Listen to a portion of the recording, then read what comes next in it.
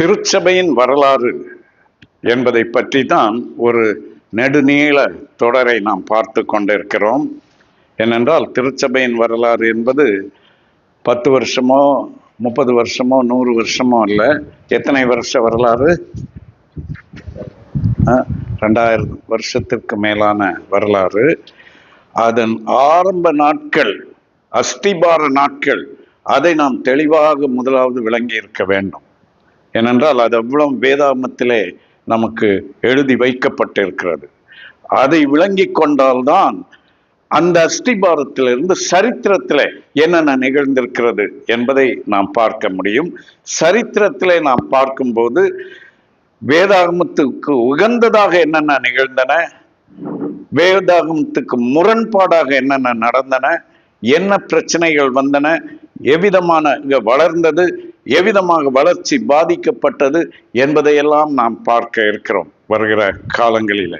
இவை ரொம்ப முக்கியம், நாம் அறிந்திருக்க வேண்டும். ஆகவே தான் இதை நாம் பார்த்து கொண்டிருக்கிறோம். ஆகவே இன்று நாம் அப்போஸ்தலர் 15வது அதிகாரத்தை மையமாக வைத்துத்தான் பார்க்க போகிறோம். 13, 14 அதிகாரங்களிலே பவுலுடைய முதல் பிரயாணத்தை நாம் பார்த்தோம். ஏற்கனவே அதை குறித்து பல காரியங்களை பார்த்திருக்கிறோம். இருந்தாலும் அதிலிருந்து சில காரியங்களை இப்போது நான் சொல்ல வேண்டும். அந்தியோகியாவிலிருந்து யாரெல்லாம் புறப்படுகிறார்கள்? பர்னபா, 2வது சவுல், 3வது இல்ல புறப்பட்டு போனவர்கள், அந்தியோகியாவிலிருந்து கப்பல் ஏறி போனவர்கள் பர்னபாவும் சவுலும் யோவான் மார்க்கும். பர்னபாவுடைய உறவினரான மைத்துனரான யோவான் மார்க்கும், இந்த 3 பேரும் புறப்பட்டு போகிறார்கள். அவர்கள் அந்தியோகியா, சீரியாவில் உள்ள அந்தியோகியாவிலிருந்து செலுகியா என்கிற ஊருக்கு வருகிறார்கள். அதற்கு தெற்கே இருக்கிறது செலுகியா ஒரு கடற்கரை நகரம், ஒரு துறைமுக பட்டணம். அது வரைக்கும் தரை வழியாக வருகிறார்கள். 13:4 பார்க்கிறோம். செலுகியாவுக்கு வந்து கப்பல் பிரயாணம் செய்து சீப்புரு தீவுக்கு போகிறார்கள். சைப்ரஸ், சீப்புரு தீவு. ஏன் சீப்புரு தீவை தெரிந்து கொண்டார்கள் என்றால் அதுதான் பர்னபாவுடைய ஊர், அவருக்கு பழக்கமான இடம். ஆகவே ஊழியத்தை ஆரம்பிக்கும் போது முதலாவது ஒரு அறிமுகமான இடத்திலிருந்து ஆரம்பிக்கிறார்கள். பவுல் ஒரு ஒழுங்கு வைத்திருந்தார். எப்படி என்றால், அறிந்ததிலிருந்து அறியாததற்கு நேராக போக வேண்டும். Proceed from the known to the unknown. முதலாவது தெரிந்த இடத்திலிருந்து தான் ஆரம்பிக்க வேண்டும்.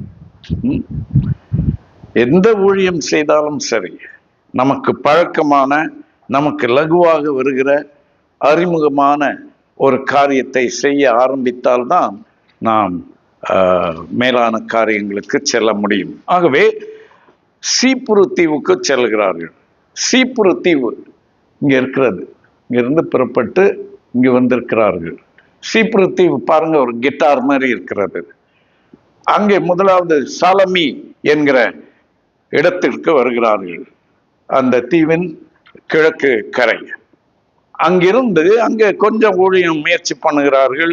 பெரிதாக எதுவும் நடைபெறவில்லை.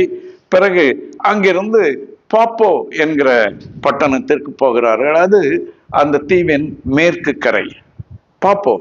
அந்த தீவுக்கு போகும்போது 2 முக்கியமான சம்பவங்கள் நடைபெறுகின்றன. என்ன? ஒன்று, ஒரு பரியேசு என்கிற பெயர் கொண்ட ஒரு மாய வித்தைக்காரனை பார்க்கிறார்கள். அவன் மாய வித்தைக்காரனும் கள்ளத்தீர்க்கதரிசியும் யூதனுமாக இருந்தான். சொல்லுவார்கள், மதம் பிடித்த யானை கல்லை குடித்து விட்டதாம். அப்ப எவ்வளவு பிரச்சனை இல்ல? யானை கல் குடிக்குமா? சாராயம் குடிக்குமா?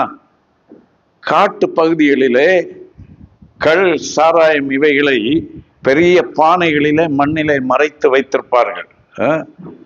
ஏனென்றால் மதுபான தடை சட்டம் இருக்கிறது. அதனால அந்த பக்கமா போற யானைகள் மோப்பம் பிடித்து விடும், பிடித்து நன்றாக குடித்து விடும். அப்படி குடித்த யானை ஏற்கனவே மதம் பிடித்த யானை என்றால் அது எவ்வளவு அழிவை ஏற்படுத்தும் இல்லையா? அதுபோலதான் இந்த பர்யேசு, அவனுக்கு இன்னொரு பேர் எலிமா. எலிமா என்கிற பர்யேசு ஏற்கனவே பார்த்தோம். பர்யேசு என்றால் என்ன அர்த்தம்?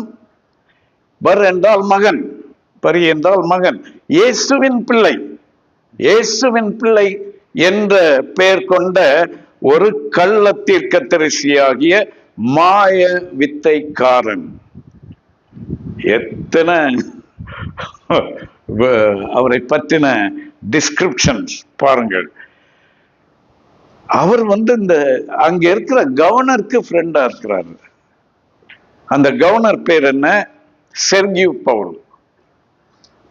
இந்த ஊழியத்துக்கு போகிற பவுலுக்கு ஒருத்தர் பேரு இயேசு, இன்னொருத்தர் பேரு பவுல். ரெண்டு பேரையும் சந்திக்கிறார். இந்த செர்கியூ பவுலுக்கு பவுல் சொன்னதெல்லாம் ரொம்ப கவர்ச்சியாக இருக்கிறது. இதை ஏதாவது செய்ய வேண்டும் என்று விரும்புகிறார். ஆனால் இந்த பரியேசு என்ன செய்கிறார்? எல்லாம் நமக்கு கிடையாது, விடுங்க, சும்மா அவங்களுக்கு வேற வேலை இல்லை என்று சொல்லி விடுகிறார். அவருக்கு ரொம்ப குழப்பமாக இருக்கிறது. கடைசியாக ஆண்டவருடைய வசனம் அவருக்குள்ளே கிரியை செய்ததனால் அவர் ரட்சிக்கப்படுகிறார். சோ முதல் பயணத்திலேயே பெரிய ஒரு மீனாக கிடைத்து விட்டது பவுலுக்கு. சரி, அதற்கு பிறகு அந்த செர்கியூ பவுலை பற்றியும் எதுவும் சொல்லப்படவில்லை. அங்கிருந்து அவர்கள் கப்பல் ஏறி பம்பிலியா நாட்டில் உள்ள பெர்கேக்கு போனார்கள். அதாவது இங்க இருந்து இங்க போயிட்டாங்க நேரா. பம்பிலியா நாட்டுல பெர்கே, இந்த தெற்கு கடற்கரையில் இருக்கிற துறைமுகத்துக்கு போகிறார்கள். இது சின்ன ஆசியா என்பார்கள் அந்த நாட்களிலே. இப்போது அதற்கு பெயர் என்ன? துருக்கி, டர்க்கி. டர்க்கிக்கு கிழக்கே இருப்பது கிரீஸ். இங்க இருக்கிறது மாசிடோனியா, இதெல்லாம் கிரீஸ். இது துருக்கி. இந்த துருக்கியுடைய மேற்கு எல்லை தான் ஆசியாவையும் ஐரோப்பாவையும் பிரிக்கிறது. துருக்கியுடைய மேற்கு பகுதியிலிருந்து தான் ஐரோப்பா ஆரம்பமாகிறது. ஸோ அப்படிப்பட்ட ஒரு முக்கியமான பகுதிக்கு பவுல் செல்கிறார். இங்கே போன உடனே பாருங்க, யோவான் மார்க்கும் கூட வர்றாரு, இங்க வரைக்கும் கூடவே போறாரு. அவரை பத்தி ஒண்ணுமே ரொம்ப சொல்லப்படலை. இங்க வந்த உடனே கொஞ்சம் ஹாப்பியா இருந்திருப்பாரு, நம்ம ஊருக்கு வந்துட்டோம்னு. ஆனா இங்கிருந்து கப்பல் ஏறி போன உடனே பயந்துட்டாரு. எங்க போறாங்கன்னு தெரியலையே, இதெல்லாம் நமக்கு வேலைக்கு ஆகாது என்று அங்கிருந்து திருப்பி எருசலேமுக்கு போய்விடுகிறார். ஊழியத்திலே நாம் நினைப்பது போல எல்லாம் நடப்பதில்லை. சிலர் நம்மோடு வருவார்கள், சிலர் போய்விடுவார்கள். ஆக யோவான் மார்க்கு போய்விட்டார். இதை ஞாபகத்தில் உள்வாங்கிக் கொள்ளுங்கள். அவரை பற்றி பிறகு நாம் பார்க்க போகிறோம். அப்புறம் பர்னபாவும் பவுலுமாகத்தான் தொடர்கிறார்கள். இங்கேவே பவுல் ஒரு பெரிய தீர்மானம் செய்கிறார். அவருடைய பெயரை சவுல் என்பதை மாற்றி பவுல் என்று வைத்துக் கொள்கிறார். பவுல் என்றால் என்ன அர்த்தம்? சின்னவன் என்ற அர்த்தம். நான் பெரிய பிலாசபர் சவுல் அல்ல, சின்ன ஊழியக்காரனாகிய பவுல் என்று தன்னை தாழ்த்தி சவுல் என்ற பெயரை பவுல் என்று மாற்றி அங்கிருந்து ஊழியத்தை ஆரம்பிக்கிறார். சரி, அவர்கள் பம்பிலியா நாட்டில் உள்ள பெர்கேவுக்கு கப்பல் பயணமாக சென்று அங்கிருந்து பிசிதியா நாட்டுக்கு போகிறார்கள். பிசிதியா நாட்டிலே ஒரு அந்தியோகியா இருக்கிறது. ஒரே ஊர் பேரு பல இடங்கள்ல இருக்கும் இல்லையா? திருப்பத்தூர் தமிழ்நாட்டில் பல இடத்துல இருக்கு. சேலம், சின்ன சேலம் என்றெல்லாம் இருக்கிறது. அது போல அங்கேயும் அந்தியோகியா அங்கே முதலாவது சீரியாவில் உள்ள அந்தியோகியாவை பார்த்தோம். இப்போது பிசிடியாவில் உள்ள அந்தியோகியாவுக்கு போய் ஜெப ஆலயத்திலே பிரசங்கம் பண்ணுகிறார்கள். ஜெப ஆலயத்திலே பிரசங்கம் பண்ணினால் நல்ல வரவேற்பு, நிறைய ஊழியம் செய்கிறார்கள். 13வது அதிகாரம் 14 முதல் 41 வரை அவருடைய பிரசங்கத்தை பார்க்கிறோம். அது ஒரு ஃபுல் தியாலஜி. சுவிசேஷம் என்றால் என்ன என்பதை எப்படி யூதர்களுக்கு புரிய வைப்பது என்பது அதில் கொடுக்கப்பட்டிருக்கிறது. அங்கு ஊழியம் ஜெப ஆலயத்தில் பிரசங்கம் செய்தார்கள். அது தவிர ஊழியம் செய்தார்கள். 13 அப்போஸ்தலர் 13 42 43 வாசிங்க. 42 43. அவர்கள் யூதருடைய ஜெப ஆலயத்திலிருந்து புறப்படுகையில் அடுத்த ஓய்வு நாளிலே இந்த வசனங்களை தங்களுக்கு சொல்ல வேண்டும் என்று புறஜாதியார் வேண்டிக் கொண்டார்கள். ஜெப ஆலயத்தில் கூடின சபை கலைந்து போன பின்பு யூதரிலும் யூத மார்க்கத்தமைந்த பக்தியுள்ளவர்களும் அநேகர் பவுலையும் பர்னபாவையும் பின்பற்றினார்கள். சரி, ஒரு நிமிஷம். ஜெப ஆலயத்திலே பிரசங்கம் பண்ணி முடிந்த பின்பு யார் வாசிங்க திருப்பி? 13. ஜெப ஆலயத்தில் கூடின சபை கலைந்து போன பிறகு யூதரிலும் யூத மார்க்கத்தமைந்த பக்தி உள்ளவர்களும் அநேகர் பவுலையும் பர்னபாவையும் பின்பற்றினார்கள். ஓகே, இல்ல 43வது வசனம். 42. அவர்கள் யூதருடைய ஜெப ஆலயத்திலிருந்து புறப்படுகையில் அடுத்த ஓய்வு நாளிலே இந்த வசனங்களை தங்களுக்கு சொல்ல வேண்டும் என்று புறஜாதியார் வேண்டிக் கொண்டார்கள். யூதர்கள் அல்ல, புறஜாதியார். பவுல் வந்ததே புறஜாதியாருக்காகத்தான். இப்போ பவுல் என்ன கண்டுபிடித்து விட்டார்? It's working. என்னுடைய திட்டம் செயல்பட ஆரம்பித்து விட்டது. யூதருடைய ஜெப ஆலயத்திலே பிரசங்கம் பண்ணினார். அதை கேட்டவர்களும் இருக்கலாம், அதை பற்றி கேள்விப்பட்ட புறஜாதியாரும் இருக்கலாம். அவர்கள் ஜெப ஆலய பிரசங்கத்திற்கு பிறகு வந்து அவரை சந்தித்து என்ன கேட்டார்கள்? இந்த வசனங்களை தங்களுக்கு சொல்ல வேண்டும் என்று புறஜாதியார் வேண்டிக் கொண்டார். ஐயா, அவங்களுக்கு சொன்னீங்க இல்லையா, அது மட்டும் பத்தாது, எங்களுக்கும் இந்த வசனங்களை வந்து சொல்லுங்க என்று கேட்டார்கள். நம்ம என்ன நினைக்கிறோம்? புறஜாதியாருக்கு இதெல்லாம் விளங்காது என்று. மனிதன் அத்தனை பேரும், இயேசுவை பகைக்கிறவர்களும் கூட தேவ சாயலிலே சிருஷ்டிக்கப்பட்டவர்கள். அவர்களிடத்திலே ரட்சிக்கப்படுவதற்குரிய திறன் இருக்கிறது. அவர்களாக பிசாசினால் ஏவப்பட்டு வேண்டாம் என்று ஒதுக்கினாலே ஒழிய அவர்கள் ரட்சிக்கப்படுவது சாத்தியம். புறஜாதியார் வந்து இந்த வசனங்களை எங்களுக்கும் சொல்லுங்கள் என்று கேட்கிறார்கள். இப்பெல்லாம் பிரசங்கிமார் பைபிளை சொல்றதை விட கதையை தான் ஜாஸ்தி சொல்றாங்க. பார்த்துருக்குறீங்களா? கேட்டா என்ன சொல்றாங்க? அதெல்லாம் அவங்களுக்கு விளங்காதுங்க. அவங்களுக்கு விளங்குமா விளங்காதான்றதை ஆண்டவர் பார்த்து கொள்வார். பிலிப்பி பட்டணத்திற்கு போன போது லீதியாள் என்று ஒரு கிரேக்க பெண்ணை பவுல் பார்த்தார். வேதாகமம் சொல்லுகிறது, தேவன் லீதியாளின் இருதயத்தை திறந்தார். அவர் செய்வார்.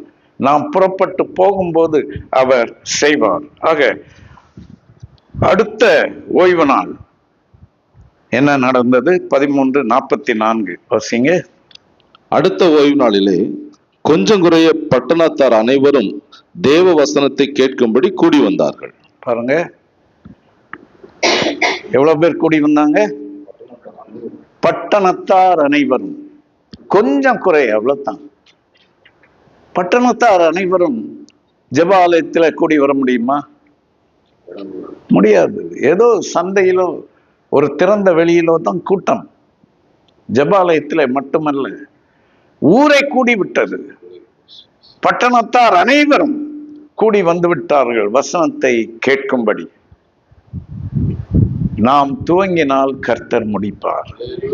நாம் அடி எடுத்து வைத்தால் அடுத்த வழிக்கு அவர் வெளிச்சம் காட்டுவார். பவுல் புறப்பட்டு சென்றிருக்கவில்லை என்றால் அந்த ஊரார் முழுவதும் கூடி வந்திருப்பார்களா? சுவிசேஷம் அவர்களுக்கு அறிவிக்கப்பட்டிருக்குமா? இதை பார்த்த உடனே யூதர்களிடமிருந்து பெரும் எதிர்ப்பு கிளம்பிற்று. அப்போது இவர்கள், சரிப்பா, நீங்களே தீர்மானித்து விட்டீர்கள், உங்களுக்கு நரகம்தான் என்று, இந்த இயேசுவை வேண்டாம் என்று வைத்து விட்டீர்கள், ஆகவே நாங்கள் புறஜாதிகளிடத்தில் போகிறோம் இனி என்று ஒரு திருப்பு முனையாக அந்த இடம் அமைந்தது. இப்போ 14வது அதிகாரத்தில் இந்த முதல் பயணம் தொடர்கிறது. அங்கிருந்து எங்கே போகிறார்கள்? இக்கோனியா என்கிற பட்டணத்திற்கு போகிறார்கள். பாருங்க, இந்த பிசிடியாவில் உள்ள அந்தியோகியா போய் இந்த ஆரஞ்சு கலர்ல இருப்பது இக்கோனியா என்கிற பட்டணத்திற்கு போகிறார்கள். அதற்கு அடுத்தது லிஸ்திரா என்கிற பட்டணத்திற்கு போகிறார்கள். இது ரெண்டும் ரொம்ப முக்கியம், நன்றாக குறித்து வைத்துக் கொள்ளுங்கள். இக்கோனியாவும் லிஸ்திராவும் ரொம்ப முக்கியம். ஏனென்றால் 14:1 வாசிங்க. இக்கோனியா பட்டணத்திலே அவர்கள் இருவரும் யூதருடைய ஜெப ஆலயத்தில் பிரவேசித்து யூதரிலும் கிரேக்கரிலும் திரளான ஜனங்கள் விசுவாசிக்கத்தக்கதாய் பிரசங்கித்தார்கள். திரளான ஜனங்கள் அங்கே விசுவாசிக்கிறார்கள். யூதரும் கிரேக்கரும் எல்லாருமே. இந்த கிரேக்கர் எல்லா இடத்துலயும் இருந்தாங்க. எருசலேமில கூட இருந்தார்கள். கிரேக்கர் இல்லாத இடமே கிடையாது. பிறகு யூதர்கள் சிதறடிக்கப்பட்ட பிறகு இந்த யூதர்களும் இல்லாத இடமே கிடையாது. எங்கும் போய்விட்டார்கள், எங்கும் பரவி இருந்தார்கள். சோ கிரேக்கர்களுக்கு சுவிசேஷம் செல்கிறது. இப்போ அந்த இக்கோனியத்தில் பெரிய எதிர்ப்பு வந்தது, நிறைய பிரச்சனைகள் எல்லாம் ஏற்பட்டது. ஆனால் எதிர்ப்பு முக்கியமல்ல, அங்கு யூதர்கள் மட்டுமல்ல கிரேக்கர்களும் இயேசுவை ஏற்றுக்கொண்டார்கள். அந்த கிரேக்கர்களில் ஒருவன் யார் தெரியுமா? தீத்து. தீத்து தீத்து என்கிற கிரேக்க மனிதனை பவுல் முதல் பிரயாணத்திலே கண்டுபிடிக்கிறார். இந்த பவுலுடைய ஊழியத்தின் சிறப்புகளிலே ஒன்று, அவர் கிறிஸ்துவின் நாமம் சொல்லப்பட்டிராத இடங்களில் சுவிசேஷத்தை அறிவிக்க விரும்புகிறேன் என்று சொன்னது மட்டுமல்ல, அவருடைய ஊழியத்தின் எல்லை என்ன என்பதை பற்றின ஒரு தெளிவு வைத்திருந்தவர் மட்டுமல்ல, ஆகவே தான் அவர் அகிரிப்பா ராஜாவிடத்திலே சொன்னார், ஆகையால் அகிரிப்பா ராஜாவே, நான் அந்த பரம தரிசனத்திற்கு கீழ்ப்படியாமல் இருக்கவில்லை. தன்னுடைய ஊழிய எல்லையை பற்றி ஒரு தெளிவு இருந்தது. யாரும் அவரை தடுத்து நிறுத்த முடியாது. அதை குறித்த ஒரு திட்டம் வைத்திருந்தார், ஒரு தெளிவு வைத்திருந்தார். அவர் 1 கொரிந்தியர் 9வது அதிகாரத்திலே சொல்லுகிறார், நான் ஆகாயத்தில் சிலம்பம் பண்ணுகிறவனை போல சிலம்பம் பண்ண மாட்டேன், நான் நிச்சயம் இல்லாதவனாக ஓடேன். எனக்கு ஒரு திட்டம் இருக்கிறது. I have a goal. லக்கை நோக்கி எனக்கு நியமிக்கப்பட்டிருக்கிற லக்கு என்று ஒன்று இருக்கிறது. அதை அறிந்து போய்கொண்டிருக்கிறார். அங்கே கர்த்தர் அவரை பயன்படுத்தி கொண்டிருக்கிறார். ஆக அவருடைய எல்லைகளை குறித்து புரிதல் இருந்த பவுல் தான் இதை தனியாக செய்ய முடியாது என்பதையும் உணர்ந்திருந்தார். தனியாக செய்ய முடியவில்லை என்றால் அவருக்கு ஒரு குழு தேவை இல்லையா? ஒரு டீம் வேண்டும். எப்படிப்பட்டவர்கள் அவருடைய குழுவில இருந்தார்கள்? முதலாவது யார் இருந்தார்கள் அவருடைய குழுவில? பர்னபா இருந்தார். இரண்டாவது மார்க் இருந்தார். இப்போ ஒருத்தர் போய்விட்டார், அடுத்தவர் போக ரெடி ஆகி கொண்டிருக்கிறார். இரண்டாவது மிஷனரி பயணம் போவோம் என்று பவுல் பர்னபாவுடனே சொன்ன உடனே என்ன ஆயிற்று? பிளாஷ் பாயிண்ட் என்ன? John mark.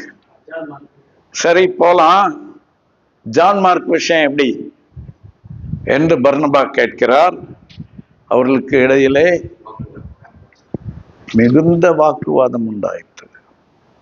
Big argument.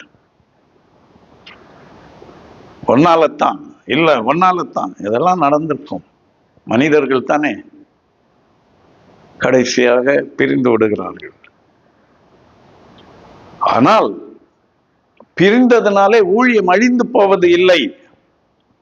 அந்த பர்னபாவை ஆண்டவர் வேறு வழியில நடத்தினார்.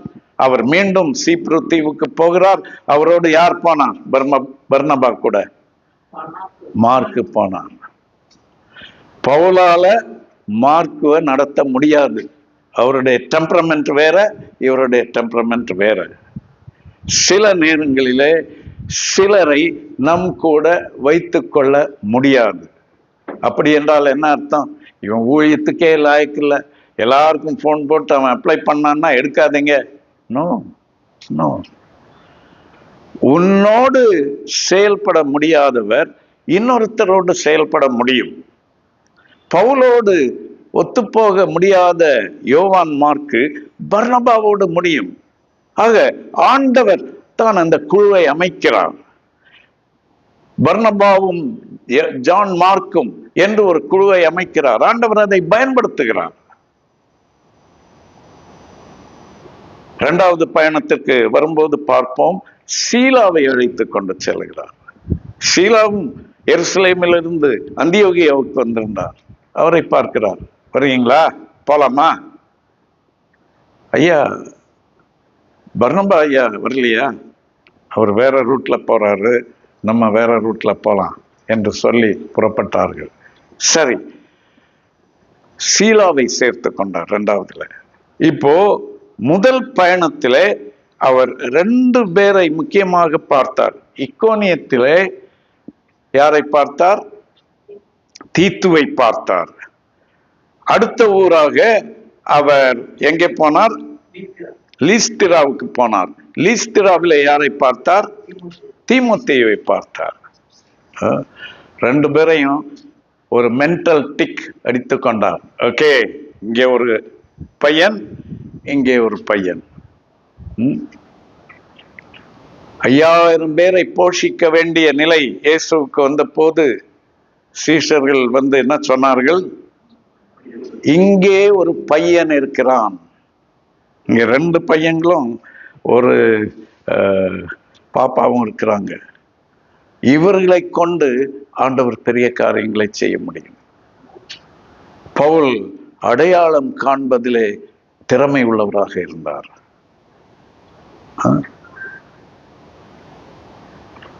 நான் முன்பு பம்பாய்க்கு அடிக்கடி ஊழியத்திற்கு செல்வேன். ஜனக்கூட்டம் கடல் மாதிரி இருக்கும். அந்த எலக்ட்ரிக் ட்ரெயின் ஓடிக்கொண்டு இருக்கும். நிறைய அது அப்படி அவ்வளோ க்ரௌடு வருவார்கள். அந்த க்ரௌடுக்குள்ள நம்ம எல்லாம் சாதாரணமா ஏறவோ இறங்கவோ முடியாது. அந்த க்ரௌடுக்குள்ள போய் நின்று கொண்டோம் என்றால் போதும், அவர்களே நம்மை கடத்தி கொண்டு போய் விடுவார்கள். இறங்கும் போதும் அப்படித்தான். அவ்வளவு பிஸியாக இருக்கிற அந்த ட்ரெயின் பிளாட்ஃபார்ம்ல நான் அடிக்கடி கவனிக்கிற ஒரு காரியம், செருப்பு பாலிஷ் போடுகிறவர்கள், செருப்பு ரிப்பேர் பண்ணுகிறவர்கள், ஷூ ஷைனர்ஸ். அந்த பையன்களுடைய செயல்பாடு என்னை மிகவும் கவர்ந்தது. என்ன தெரியுமா? அவன் வந்து இந்த பொண்ணு இவ்வளவு அழகா இருக்கிறா, அந்த பொண்ணு இவ்வளவு அழகா இருக்கிறா என்றெல்லாம் பார்த்து கொண்டு இருக்க மாட்டான். அவன் எங்க பார்ப்பான்? ஷூவைத்தான் பார்ப்பான். அதுதான் அவனுடைய லட்சியம். அதுதான் அவனுடைய லட்சியம். செருப்பு பிஞ்சு போயிடும்னு பார்க்க மாட்டான். பிஞ்ச செருப்பு எங்க இருக்குன்னு பார்ப்பான். பார்த்து கூப்பிடுவான், சார் நீங்க அவ்வளவுதான் வீட்டுல 1 மணி நேரம் வச்சு தேய்ச்சி தேய்ச்சி தேய்ச்சி பாலிஷ் பண்ணி போட்டு போற ஷூன்னா கூட கூப்பிடுவான், வாங்க சார் பாலிஷ் பண்ணிருப்போம். இப்போதான் ஏன் பாலிஷ் பண்ண? நல்லா இல்லை சார், முகம் பார்க்குற மாதிரி பண்ணி கொடுக்குறேன் வாங்க என்பான். இவரும் போய்விடுவார். போய் அங்கே காலை நீட்டி கொண்டு நிற்பார். அவனுக்கு நிறைய வருமானம். இன்றைக்கும் நீங்கள் போனால் அந்த காட்சியை பார்க்கலாம். அவன் தன்னுடைய லட்சியத்திலே கருத்தாய் கண்ணாய் இருக்கிறான், கண்ணும் கருத்துமாய் இருக்கிறான். பவுல் எங்கு சென்றாலும் எங்கே யார் இருக்கிறார், இங்கே யார் இருக்கிறார், இங்கே யார் இருக்கிறார், எங்கே யூதர்கள் இருக்கிறார்கள், எங்கே புறஜாதியார் இருக்கிறார்கள், எங்கே வாலிபர்கள் இருக்கிறார்கள், அவர்களை அழைத்து கொண்டு செல்லலாம் என்று பார்த்தார். அங்கே ஐகோனியத்திலே ஒருவரை பிடித்து விட்டார், அடுத்த ஒரு லிஸ்திராவிலே ஒருவரை பிடித்து விட்டார். பக்கத்து பக்கத்து ஊர்களிலே. இந்த ரெண்டும் ரெண்டு இனம், டிஃப்ரெண்ட் டைப்ஸ். இதையும் நாம் அறிந்திருக்க வேண்டும். ஊழியத்திலே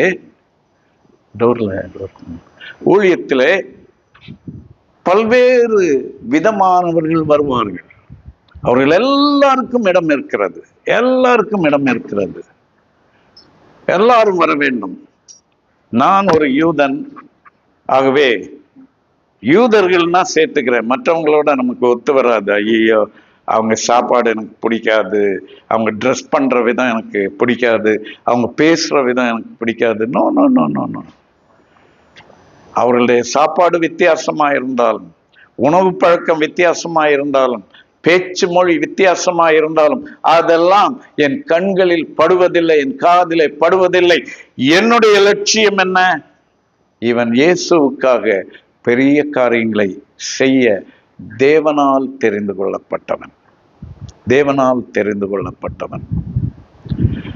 ஒரு பிள்ளை எதிர்காலத்தை எப்படி இருப்பான் என்பதை அவன் சிறுவனாயிருக்கும் போதே தெரிந்துவிடும் என்று நீதிமொழி சொல்லுகிறது. விளையும் பயிர் முளையிலே தெரியும் என்று தமிழ் பழமொழி இருக்கிறது. இந்த பவுலுக்கு அதை அடையாளம் காண்கிற கண்கள் இருந்தன. நமக்கு அந்த கண்கள் வேண்டும். நம்ம என்ன செய்யறோம்? பயப்படுறோம். உடனே அவங்க ஃபேமிலியை பத்தி நினைத்து பார்ப்போம். ஐயோ வேணாம், பிரச்சனையாயிரும். அவர் தான் அந்த ஊரு நாட்டாமை. அவர் பையனை போய் நம்ம ஊழியத்துக்கு வான்னு கூப்பிட்டோம்னா நம்மளை ஊரை விட்டு தள்ளி வச்சிருவாங்க. எதுக்கு இந்த வம்பு என்று சொல்லி அவங்ககிட்ட சொல்லுவோம், வேணாம்ப்பா, நீ வீட்டிலேயே இருந்து ஜெபம் பண்ண, பைபிள் படி, கர்த்தர் உன்னை ஆசீர்வதிப்பார், என்கிட்ட அடிக்கடி வராத, இல்லைன்னா இங்க எனக்கு ஊழியம் செய்ய முடியாம போயிடும். நோ. பவுல் சொன்னார், அவரை எருசலேமுக்கு போகாதீங்க, அங்க உங்களை கொலை செய்ய ஆயத்தமா இருக்கிறாங்க என்று சொன்ன போது பவுல் என்ன சொன்னார்? நான் எருசலேமிலே துன்பப்படுவதற்கு மட்டுமல்ல, மரிக்கவும் ஆயத்தமாயிருக்கிறேன், மரிக்கவும் ஆயத்தமாயிருக்கிறேன். அதுக்கு மேல என்னதான் செய்ய முடியும் இல்லையா? ஆகவே அவர் சொல்லுகிறார், எனக்கு இழப்பதற்கு இனி ஒன்றுமில்லை. என்னை அடித்தாலும் ஒன்றுமில்லை, என்னை கொலை செய்தாலும் ஒன்றுமில்லை, எதுவுமே என்னை மாற்ற முடியாது. ஆகவே நான் தயங்க மாட்டேன். ஒருவனை நான் கண்டால், இவனுக்குள் ரட்சிப்புக்கு ஏற்ற விசுவாசம் இருக்கிறது என்று கண்டால், இவனுக்குள்ளே ஒரு பெரிய ஊழியனாகும் திறமை இருக்கிறது என்று கண்டால், அவனை நான் விடமாட்டேன். தீத்துவை கண்டார், தீமோத்தேயுவை கண்டார், லூக்காவை கண்டார். இந்த இக்கோனியாவிலே தான் லூக்காவையும் அவர் பார்த்திருக்க வேண்டும். இந்த யோவான் மார்க்கை பற்றியும் சில வார்த்தைகளை இப்போது நான் சொல்லுகிறேன். பிறகு இன்னொரு நாள் விரிவாக யோவான் மார்க்கை பற்றி பார்க்கலாம். இந்த யோவான் மார்க்கை பவுல் அந்த டீமுக்கு ஒத்து வரவில்லை என்பதற்காக அவர் வேண்டாம் என்று சொல்லிவிட்டாரா என்று எனக்கு தெரியவில்லை. ஊழியத்திற்கு அவன் லாய்க்கில்லை என்று அவர் சொல்லவே இல்லை. அவருடைய கடைசி காலத்திலே தீமோத்தேயுக்கு எழுதும்போது 2 தீமோத்தேயு 4வது அதிகாரத்திலே சொல்லுகிறார், யோவான் மார்க்குவையும் அழைத்து கொண்டு வா, அவன் ஊழியத்திலே மிகவும் பிரயோஜனமானவன். சோ பவுல் யாரையுமே கண்டம் பண்ணி விட்டு விடவில்லை. இப்ப எத்தனை பேரை பற்றி பார்த்தோம்? தீத்து, லூக்கா, யோவான் மார்க்கு, தீமோத்தேயு. இன்னும் நிறைய பேரை பவுல் பயன்படுத்தினார் இல்லையா? பிலேமோனை பயன்படுத்தினார், ஒனேசுமை பயன்படுத்தினார், பிலேமோனோட மகனை பயன்படுத்தினார், ஆக்கில்லாவை, பிரிஸ்கில்லாவை என்று எண்ணற்றவர்களை ஊழியத்திலே சேர்த்து கொண்டார். சரி, இப்போ இரண்டாவது பயணத்திற்கு முன்னர் அவருடைய இந்த முதல் பயணத்திலே இந்த 2 பேரையும் சந்தித்தார். முதல் பயணத்துக்கும் இரண்டாவது பயணத்துக்கும் இடையிலே தான் இந்த 15வது அதிகாரம் இருக்கிறது. அந்த 15வது அதிகாரம் எதை பற்றி சொல்லுகிறது? விருத்த சேதனத்தை பற்றி. ஏன் அந்த அதிகாரம் ஏன் அப்போது சொல்லப்பட்டிருக்கிறது என்று சொன்னால், இவர்கள் முதல் பிரயாணத்திலே நடைபெற்ற ஊழியங்களை பார்த்து, அங்கே குறிப்பாக அந்த கலாத்தியா பகுதிகளிலே இவர்கள் எல்லாம் கலாத்தியாவை சேர்ந்தவர்கள். ஆகவேதான் கலாத்தியருக்கு ஒரு நிருபம் எழுதுகிறார். அந்த கலாத்தியருக்கு எழுதின நிருபத்திற்கும் அப்போஸ்தலர் 15வது அதிகாரத்திற்கும் ரொம்ப தொடர்பு இருக்கிறது. அதை நாம் புரிந்து கொள்ள வேண்டும். கலாத்தியரிலே சொல்லப்பட்டிருக்கிற காரியங்கள் அப்போஸ்தலர் 15லே சொல்லப்பட்டிருக்கின்றவை. அதோடு நாம் பொருத்தி விளங்கிக் கொள்ள வேண்டும். சரி, இவர்கள் முதல் ஊழியத்தை முடித்துவிட்டு 14வது அதிகாரம் பாருங்கள். அப்போஸ்தலர் 14வது அதிகாரம்.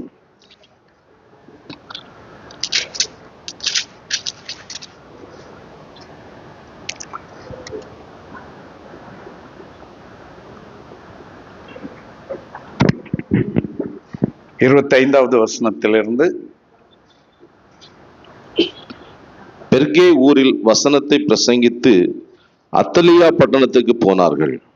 அங்கே கப்பல் ஏறி தங்கள் நிறைவேற்றின கிரியைகளுக்கு தக்கதாக தேவனுடைய கிருபைக்கு ஒப்புவிக்கப்பட்டு புறப்பட்டு அந்தியோகியாவுக்கு வந்தார்கள்.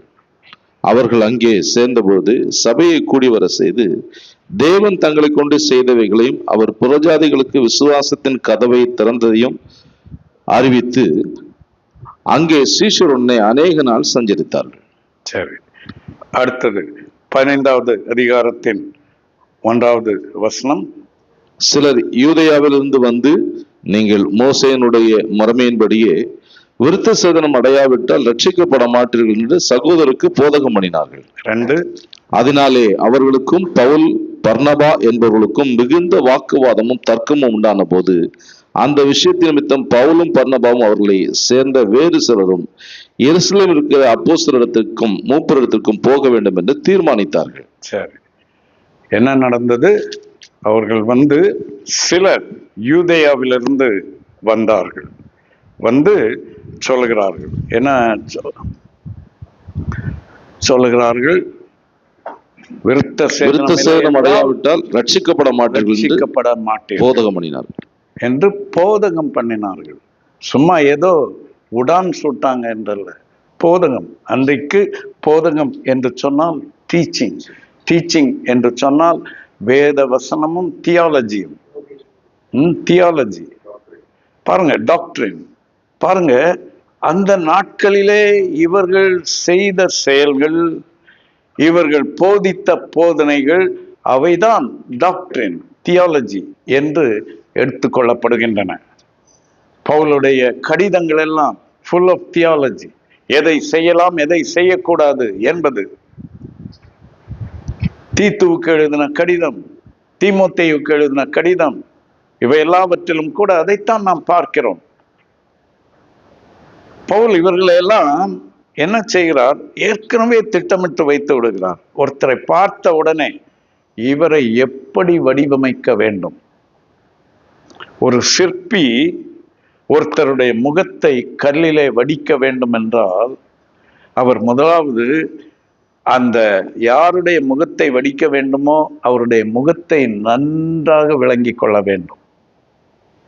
அவருடைய தலையுடைய சைஸ் என்ன, அதோடைய டைமென்ஷன்ஸ் என்ன, காது எவ்வளவு பெருசா சின்னதா, கண்கள் பெருசா சின்னதா, மீசை இருக்கிறதா இல்லையா, கண்ணாடி போட்டிருக்கிறாரா இல்லையா, தலையிலே வழுக்கையா இல்லை என்றால் நிறைய முடி இருக்கிறதா, நிறைய முடியா கருத்த முடியா, இதெல்லாம் அவர் தெளிவாக அறிந்திருக்க வேண்டும்.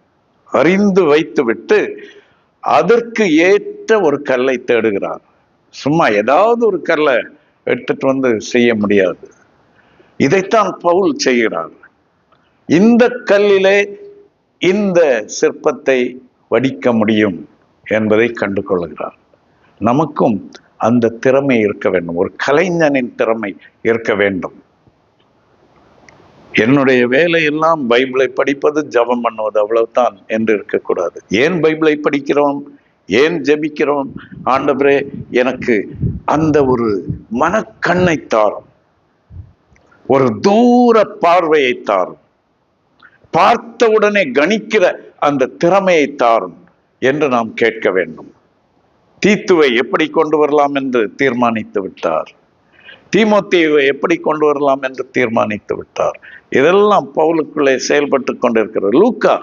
லூக்கா என்பவர் ஒரு டாக்டர்,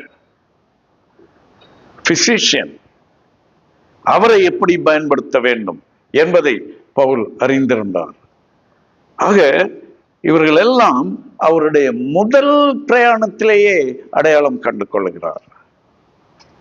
அவர்கள் அவருடைய வாழ்க்கையின் இறுதி வரை அவரோடு பயணம் பண்ணுகிறார்கள். எத்தனை ஆச்சரியம் பார்த்தீர்களா? லூக்கா கடைசி வரை இருக்கிறார், தீமோத்தேயு கடைசி வரை இருக்கிறார், தீத்து கடைசி வரை இருக்கிறார், யோவான் மார்க்கு கடைசி வரை இருக்கிறார். இதுதான் பவுலுடைய சிறப்பு.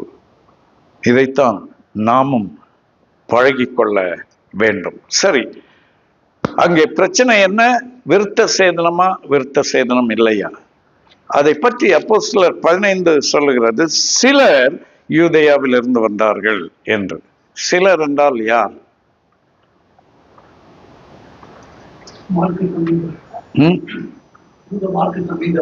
யூத மார்க்கத்து அமைந்தவர்கள் இல்லையா? அதை பற்றி இங்கே சொல்லப்பட்டிருக்கிறதா? கலாத்தியர் 2வது அதிகாரத்துக்கு திருப்புங்கள்.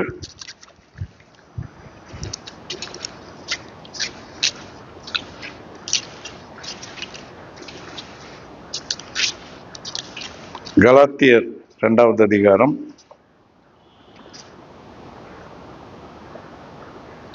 1 14 வருஷம் சென்ற பின்பு நான் தீத்துவை கூட்டிக் கொண்டு பர்னபாவுடனே கூட மறுபடியும் எருசலேமுக்கு போனேன். சரி, இங்கதான் முக்கியமான ரகசியம் இருக்கிறது. 14 வருஷம் என்றால் அவர் ரட்சிக்கப்பட்டதிலிருந்து சொல்லுகிறார். 14 வருஷம், 3 வருஷம் அவர் அரேபியாவுக்கு போய்விட்டார். பிறகு வந்து இன்னும் கொஞ்ச காலம் தங்கியிருந்தார்.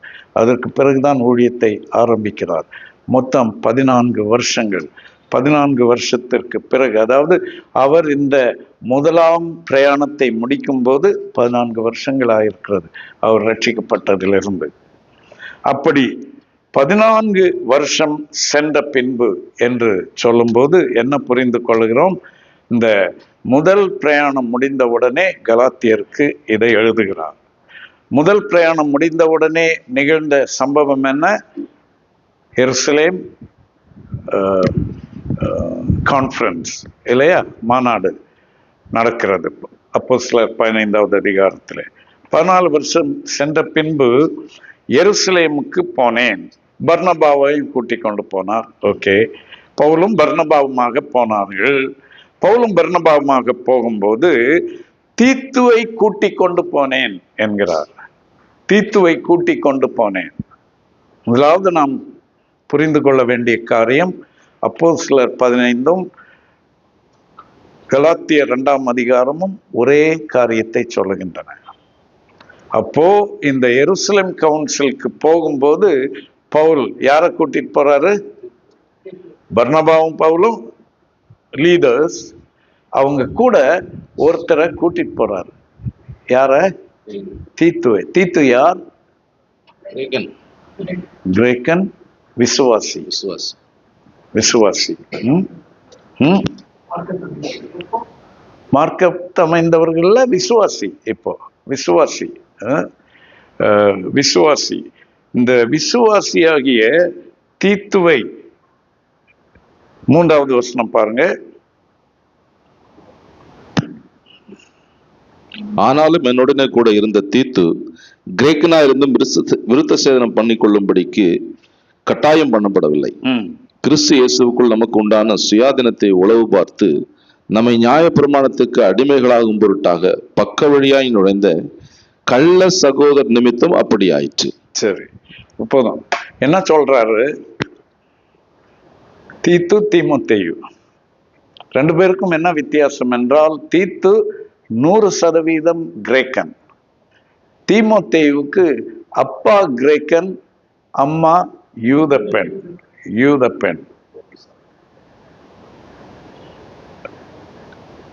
அவள் ஒரு விசுவாசி, அவளுடைய தாயும் ஒரு விசுவாசி. அவர்கள் மூலமாக ஆண்டவரை அறிந்து கொண்டவன் தீமோத்தேயு. சோ தீத்து பவுல் மூலமாக ஆண்டவரை அறிந்து கொள்கிறார். தீமோத்தேயு ஏற்கனவே தாய் மூலமாக, பாட்டி மூலமாக கிறிஸ்துவை அறிந்தவர். தீத்துவுக்கு விருத்த சேதனம் வேண்டாம் என்று சொல்லிவிட்டார். தீமோத்தேயுவுக்கு பண்ணொன்றார். அது என்ன நியாயம்? ஏன் இப்படி? பவுல் ஒரு சந்தர்ப்பவாதியா? யாரோ ஆட்களை பிரியப்படுத்த வேண்டியது இருந்தது, அதுக்காக இப்படி, இப்படின்னா இப்படி, அப்படின்னா அப்படி.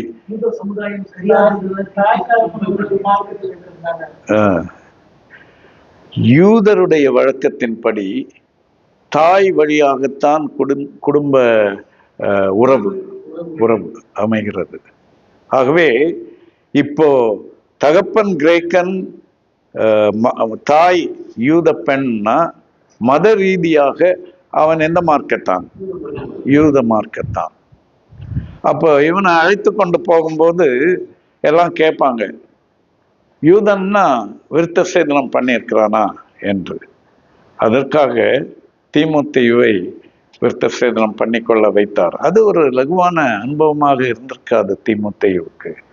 வளர்ந்தவன், ஆனாலும் ஆண்டவருக்காக, சுவிசேஷத்திற்கு யாதொரு தடையும் வரக்கூடாது என்பதற்காக தீமோத்தேயு அதற்கு ஒப்புக்கொள்கிறான்.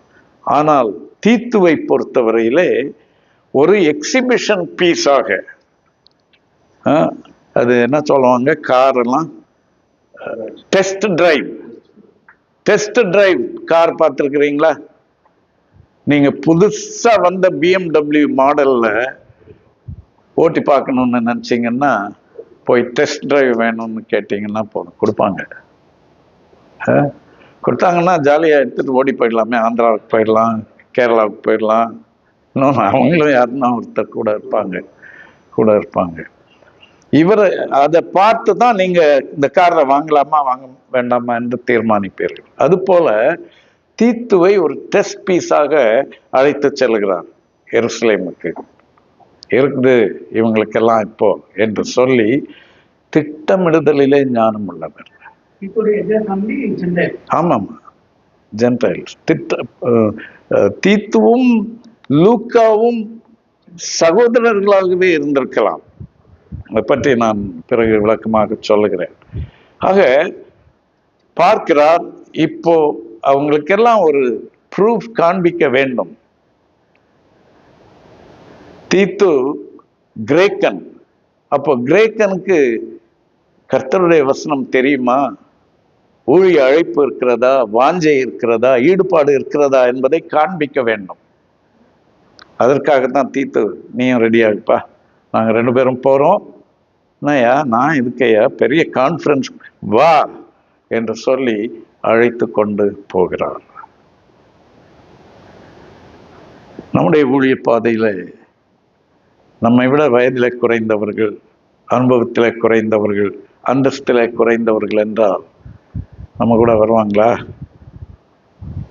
நம்ம ஏசி கோச்லன்னா அவங்க அன்ரிசர்வ்ட்.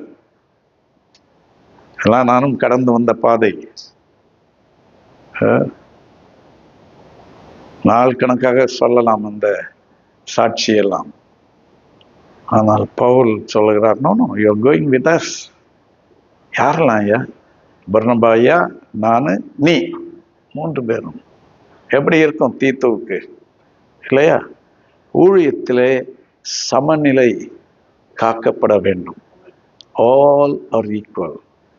இல்லை பெரிய கான்ஃபரன்ஸ், அங்கே வந்து ஓட்ட வாயை திறக்கக்கூடாது, பேசாம உட்கார்ந்து என்னையே பார்த்துட்டு என்றல்ல, வா, நீ இதெல்லாம் பார்த்திருக்க வேண்டும், உனக்கு இந்த அனுபவம் எல்லாம் வேண்டும் என்று. ஏனென்றால் தீத்துவிலே ஒரு பெரிய தலைவரை பவுல் கண்டார். நம்முடைய பிள்ளைகளில் அப்படி ஒரு எதிர்காலத்தை நாம் காண பழகி கொள்ள வேண்டும். அதற்கு விசுவாசம் வேண்டும், வைராக்கியம் வேண்டும், ஒரு டீப் கமிட்மெண்ட் வேண்டும். இவனை உருவாக்கியே ஆக வேண்டும், பாதியில போட்டு விடக்கூடாது.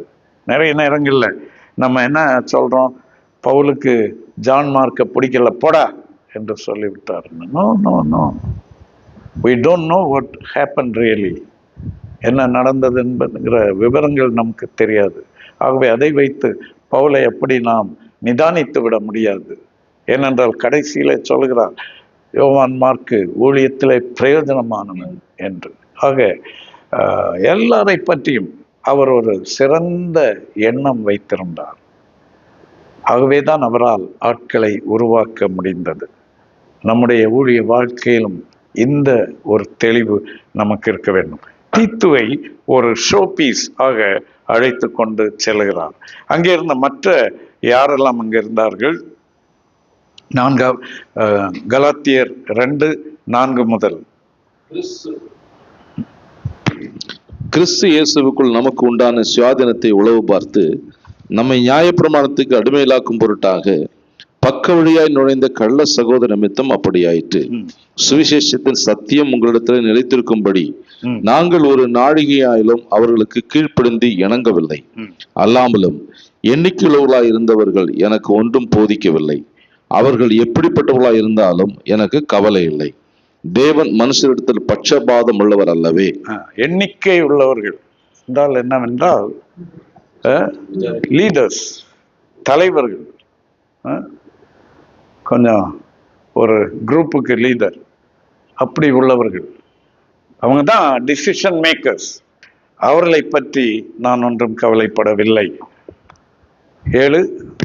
அதுவும் அல்லாமல் விருத்த சேதனம் உள்ளவர்களுக்கு அப்போஸ்தலனாய் இருக்கும்படி பேதுருவை பலப்படுத்தினவர் புறஜாதிகளுக்கு அப்போஸ்தலனாய் இருக்கும்படி என்னையும் பலப்படுத்தினபடியால் விருத்த சேதனம் உள்ளவர்களுக்கு சுவிசேஷத்தை பிரசங்கிக்கும்படி பேதுருவுக்கு கையளிக்கப்பட்டதை போல விருத்த சேதனம் இல்லாதவர்களுக்கும் பிரசங்கிக்கும்படி அது எனக்கு கையளிக்கப்பட்டதென்று அவர்கள் கண்டு எனக்கு அளிக்கப்பட்ட கிருபையை அறிந்தபோது தூண்களாக எண்ணப்பட்ட யாக்கோபும் கேபாவும் யோவானும் தங்கள் விருத்த சேதனம் உள்ளவர்களுக்கும் நாங்கள் புறஜாதிகளுக்கு பிரசங்கிக்கும்படி அந்நியோன்ய ஐக்கியத்திற்கும் அடையாளமாக எனக்கும் பர்னபாவுக்கும் வலது கை கொடுத்து தரித்திரரை நினைத்து கொள்ளும்படி மாத்திரம் சொன்னார்கள். இப்போ யார் இங்கே அந்தியோகியாவுக்கு வந்தார்கள் என்பதை பற்றி, சிலர் வந்தார்கள் என்று 15வது அதிகாரத்திலே வாசித்தோம் இல்லையா? அவர்கள் யார் என்று கலாத்தியர் 2:12 வாசிக்கிறோம். பாருங்க. எப்படியெனில் யாக்கோபிடத்திலிருந்து சிலர் வருகிறதுக்கு முன்னே அவன் புறஜாதியருடனே சாப்பிட்டான். சரி, யார் இவர்கள்? எங்கிருந்து வந்தவர்கள்? யாக்கோபிடத்திலிருந்து வந்தவர்கள். யாக்கோபு என்னவாக இருக்கிறார்? சபையின் ஒரு தூண், முக்கியமான தலைவர், எண்ணிக்கை உள்ளவர், லீடர். யார் தான் அனுப்பி இருக்கிறாங்க இப்போ இவங்களெல்லாம்? யாக்கோபு. அங்கிருந்து சபையை தலைவர்கள் தான் அனுப்பி இருக்கிறாங்க. இது ஒரு பிரச்சனை. நம்ம நினைச்சிட்டு இருக்கிறோம் பிசாசு ஏவி விட்டான்னு. ஆனா வந்தது எங்க இருந்து? தலைமை ஸ்தானத்துல இருந்து தான் வந்திருக்கிறது.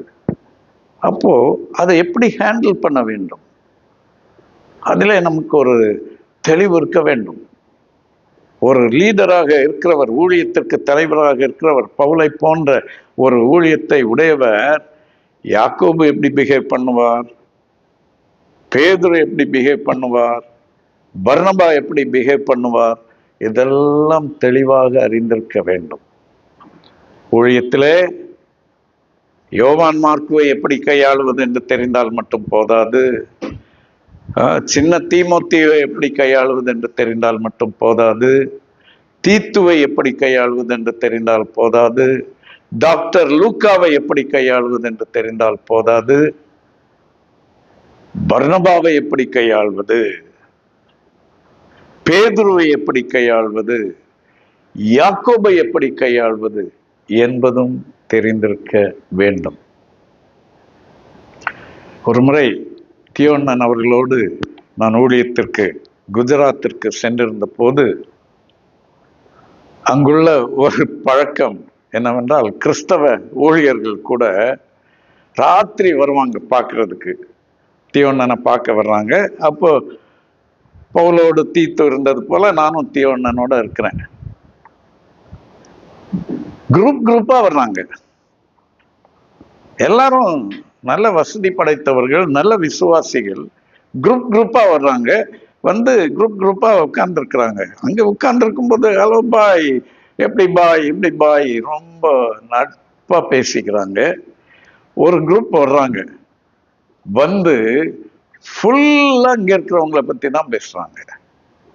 அண்ணே, அண்ணாச்சி, இவங்க எப்படி பண்ணாங்க, அவங்க எப்படி பண்ணாங்க, இவங்களை எந்த பதவி கொடுக்காதீங்க, இவங்களை மாத்துங்க என்றெல்லாம் சொல்றாங்க. சரி, இன்னும் கேட்டு ஜெபம் பண்ணி அவங்கள அனுப்பிட்டு அடுத்த குரூப்பை கூப்பிட்டா அவங்க முந்தின குரூப்பை பத்தி சொல்றாங்க. மாத்தி எனக்கு மண்டையே குழம்பிடுச்சு. ராத்திரி 2 மணி ஆகுது, இன்னும் கூட்டம் முடிந்த பாடு இல்லை. எல்லாம் முடிந்து களைப்பு, தூக்கம் வருகிறது. அப்போ எல்லாரும் போய்விட்ட பிறகு தியோண்ணன் சொன்னாங்க, சசி, ராஜதந்திரம் என்கிற வார்த்தை கேள்விப்பட்டிருக்கிறாயா என்றார்கள். ஆமாண்ணே, அதுக்கு அர்த்தம் என்ன தெரியுமா? இவர்களும் வருவார்கள், அவர்களும் வருவார்கள். ஒருத்தரை ஒருத்தர் நாம் விட்டு கொடுக்கவும் கூடாது. அதே நேரத்தில் அவர்களுக்கு சரியான ஆலோசனை தான் கொடுக்க வேண்டும். ராஜதந்திரம் என்றால், தந்திரம் என்கிற வார்த்தை சரியான வார்த்தையாக எனக்கு தெரியவில்லை. அந்த ராஜ தலைமை பண்பு என்பதுதான் அதோடைய ரகசியம். இல்லையே, அவங்க இப்படி சொல்லி எது அவர் கூப்பிடுறேன் என்றால் எல்லாமே போய்விடும், எல்லாமே கெட்டு போய்விடும். நிறைய காரியங்களை உள்வாங்கி நேரம் மேலத்தான் அனுப்ப வேண்டும். சைட்ல லீக் ஆகக்கூடாது. இதுதான் தலைமை பண்பு. Very very important. பவுல் அதை அறிந்திருந்தார், அதை கடைபிடித்தார், பின்பற்றினார். சரி, சோ இப்படி இவர்கள் வந்தார்கள். அவர்களை பற்றி என்ன சொல்லுகிறார்? அங்கே வந்து கடைசியா ஓகே, விருத்த சேதனம் எல்லாம் வேண்டாம், யூதர் அல்லாதவர்களுக்கு விருத்த சேதனம் வேண்டாம், ஒன்று மட்டும் சொல்லுங்க. அதாவது இப்படி 2 கட்சி ஆயிடுச்சுன்னா காம்ப்ரமைஸ்க்கு வர்றதுக்கு சில ஸ்ட்ராட்டஜி இருக்கிறது. சிலது முக்கியமான பாயிண்ட், அதை விட்டு கொடுக்க முடியாது. அப்போ இப்போ 10 பாயிண்ட் இருக்குன்னா 10மே விட்டு கொடுக்க முடியாத பாயிண்டாக வைத்துக் கொள்ளக்கூடாது. இதுவும் தலைமத்துவத்திலே நாம் கற்றிருக்க வேண்டிய ஒரு பண்பு. நாம் விட்டு கொடுக்க கூடிய சில குறிப்புகளும் வைத்திருக்க வேண்டும்.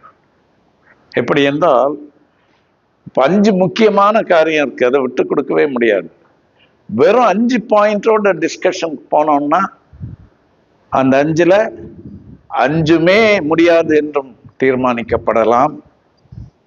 இல்லை என்றால் 1 மட்டும் ஏற்றுக்கொள்கிறோம் என்று தீர்மானிக்கப்படலாம். இல்லை என்றால் 4 ஏற்றுக்கொள்கிறோம் என்று தீர்மானிக்கப்படலாம். ஆனா 5 இருக்கிற இடத்துல என்ன பண்ணணும்னா கூட 5 வச்சுக்கணும். ஆஃப் செகண்டரி இம்பார்ட்டன்ஸ், முக்கியத்துவம் குறைந்த 5. அந்த 5 எடுத்துடணும். முடியாது என்பார்கள், ஓகே, தீர்மானம் முடியாது. 2வது முடியாது, தீர்மானம். 3வது முடியாது, தீர்மானம். 4வது முடியாது, 5வது முடியாது. இதுக்குள்ள அவங்களுக்கே தூக்கம் வந்துடும். 6வது வரும்போது இப்ப பார்ப்பாங்க, ரொம்ப டூ மச்சா இருக்கு இல்லையா, சரி ஓகே. 7வது சரி, 8வது கொஞ்சம் சுருக்கமாக சொல்ல, சீக்கிரம் டைம் ஆகுது, லஞ்சுக்கு டைம் ஆகுது. 9வது 10வது 5மே த்ரூ ஆகிடும். பார்த்துருக்குறீங்களா? இது பிஸ்னஸில் பார்த்துருக்குறீங்களா? பார்க்கலைன்னாலும் இனி ஃபாலோ பண்ணுங்க. Very important strategy. சாதிக்க வேண்டியதை பின்னால தான் சொல்லணும். டம்மியை தான் விடணும். அப்போ அது த்ரூ ஆகிவிடும் கடைசியாக. ஆக இவர்களுக்கு கடைசியாக அவர்கள் என்ன என்று ஒப்புக்கொள்கிறார்கள். 9வது 10வது 8 முதல் 10 வரை வாசிங்க. விருத்த சேதனம் உள்ளவர்களுக்கு 9:10. எனக்கு அளிக்கப்பட்ட கிருபையை அறிந்தபோது தூண்களாக எண்ணப்பட்ட யாக்கோபும் கேபாவும் யோவானும் தாங்கள் விருத்த சேதனம் உள்ளவர்களுக்கும் நாங்கள் புறஜாதிகளுக்கும் பிரசங்கிக்கும்படி அந்நியோன்ய ஐக்கியத்திற்கு அடையாளமாக எனக்கும் பர்னபாவுக்கும் வலதுகை கொடுத்து. அல்லேலூயா. என்னாச்சு? வலதுகை கொடுத்து. ஷேக் ஹேண்ட் அப்படின்னா டீல் கிளின்ச்ட், ஒப்பந்தம் முடிவாகிவிட்டது, கையெழுத்து ஆகிவிட்டது. 10வது வசனம், தரித்திரை நினைத்துக் கொள்ளும்படிக்கு மாத்திரம் சொன்னார்கள். அப்படி செய்யும்படி அதற்கு முன்னமே நானும் கருத்துள்ளவனாயிருந்தேன். சரி, இப்ப என்ன பண்றாங்க? சரிப்பா, எல்லாமே உங்களுக்கு சாதகமாவே சொல்லித்தேன். இப்போ இது ஒண்ணு சொல்றேன், அதை கொஞ்சம் கோஆபரேட் பண்ணுங்க. என்ன சொல்றார்? தரித்திரத்தை நினைத்து கொள்ளும்படிக்கு மாத்திரம் சொன்னார்கள். அப்படி செய்யும்படி அதற்கு முன்னமே நானும் கருத்துள்ளவனாயிருந்தேன். மேலும் பேதுரு இப்போ இது ரொம்ப இம்பார்ட்டன்ட். 11. மேலும் பேதுரு அந்தியோகியாவுக்கு வந்தபோது அவன் மேல் குற்றம் சுமந்ததினால் நான் முகமுகமாய் அவனோடு எதிர்த்தேன். எப்படி எனில், யாக்கோபிடத்திலிருந்து சிலர் வருகிறதுக்கு முன்னே அவன் புறஜாதியருடனே சாப்பிட்டான். அவர்கள் வந்தபோதோ விருத்த சேதனம் உள்ளவர்களுக்கு பயந்து விலகி பிரிந்தான். மற்ற யூதரும் பேதுரு என்ன பண்ணாரு? முந்தியெல்லாம் பவுல் கட்சி தான். திடீர்னு ஹெட் குவார்டர்ஸ்ல இருந்து வந்துட்டாங்க, உடனே கட்சி மாறி விட்டார். கட்சி மாறினதை பார்த்து பவுல் சொல்லுகிறார், நான் முகமுகமாய் அவனோட எதிர்த்தேன். பின்வாசல் வழியா எதிர்க்கல, முகஸ்துதி பேசிட்டு வெளியெல்லாம் போய் புறங்கூறி தெரியவில்லை, முகமுகமாய் அவனை எதிர்த்தேன். முகமுகமாய் ரொம்ப முக்கியம். முகமுகமாய் பேசிவிட வேண்டும், அங்கேயே அதை முடித்து விட்டுவிட வேண்டும். இன்னையிலிருந்து உனக்கும் எனக்கும் எந்த சம்பந்தமும் இல்லை என்று சொல்லக்கூடாது. அதை ரிசால்வ் பண்ணிவிட வேண்டும். முகமுகமாய் அவனோடு பேசி எதிர்த்தேன். சரி, 13. மற்ற யூதரும் அவனுடைய கூட மாயம் பண்ணினார்கள். பாருங்க, ஒரு யூதன் மாயம் பண்ணா மற்ற யூதர்களும் சேர்ந்துக்குவாங்க. மாயம் பண்ண இயேசு உயிர்த்தெழுந்த பிறகு சிலுவையில் அறிந்து மரித்த உடனே சீஷர்கள் எல்லாம் ரொம்ப பயந்துட்டாங்க. பயந்துட்டு ஒளிந்து இருக்கிறார்கள். அப்போ பேதுரு சொல்லுகிறார், நான் மீன் பிடிக்க போகிறேன் என்று. மற்றவங்க எல்லாம் என்ன சொன்னாங்க? நாங்களும் உடனே வருகிறோம். என்ன ஐக்கியம் பாருங்க. ஸோ ஒருத்தர் பண்ணா மற்றவங்களும் பின்பற்றுவாங்க. அதனால நம்ம ரொம்ப ஜாக்கிரதையாக இருக்க வேண்டும். 13 திருப்பி வாசிங்க. மற்ற யூதரும் அவருடனே கூட மாயம் பண்ணினார்கள். அவர்களுடைய மாயத்தினாலே பர்னபாவும் இழுப்புண்டான். என்ன அநியாயம் பாருங்க. யாரு? பர்னபா, இவரோட தலைவர். அவரும் ராங் சைட் கோல் போட்டாரு. 14. இப்படி அவர்கள் சுவிசேஷத்தின் சத்தியத்துக்கு ஏற்றபடி சரியாய் நடவாதை நான் கண்டபோது எல்லாருக்கும் முன்பாக நான் பேதுருவை நோக்கி சொன்னது என்னவென்றால், யூதனாயிருக்கிற நீர் யூதர் முறைமையாக நடவாமல் புறஜாதர் முறைமையாக நடந்து கொண்டிருக்க, புறஜாதியாரை யூதர் முறைமையாக நடக்கும்படி நீர் எப்படி கட்டாயம் பண்ணலாம்?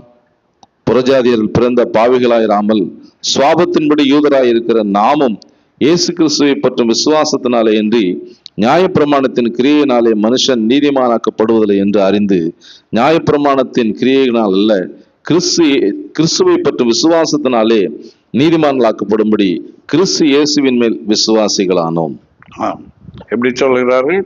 சுவிசேஷத்தின் சத்தியத்திற்கேற்றபடி சரியாக நடக்கவில்லை. மற்ற தலைவர்கள் சுவிசேஷத்தின் சத்தியத்திற்கு ஏற்றபடி நடக்கிறார்களா, இல்லை என்றால் வேறு வழியாய் போகிறார்களா என்பதை அடையாளம் கண்டுகொள்ள தெரிய வேண்டும். அதை சரி செய்ய வேண்டும். ஒரு தம்பிக்கு உங்க சர்ச்சில் ரொம்ப பாட்டுல ஆர்வம் இருக்கு, ஓகே. அவர் என்ன பண்ணிடுறாரு, பாடுறாரு, கடைசியா இப்ப எல்லாம் எங்கேயோ இருந்து பிடிச்சிட்டு வர்றாரு பாட்டெல்லாம். ஜனங்களுக்கு ரொம்ப பிடிச்சு போச்சு அவர் பாட்டெல்லாம். ஏன்னா உணர்ச்சி பூர்வமாக இருக்கிறது. ஆண்டவரே, ஒன்றுமில்லாமல் இருந்த என்னை நீர் தேடி வந்து தூக்கினீர், எனக்காகவே நீர் மரித்தீர், என் அவமானத்தை எல்லாம் மாற்றினீர். இதுதான் பாட்டா? இதுதான் பைபிளா? இதுதான் சுவிசேஷத்தின் சத்தியமா? சுவிசேஷத்தின் சத்தியம் என்ன? எதை பற்றி நம்முடைய பாடல்கள் இருக்க வேண்டும்? விளைவு என்ன ஆகிவிடுகிறது?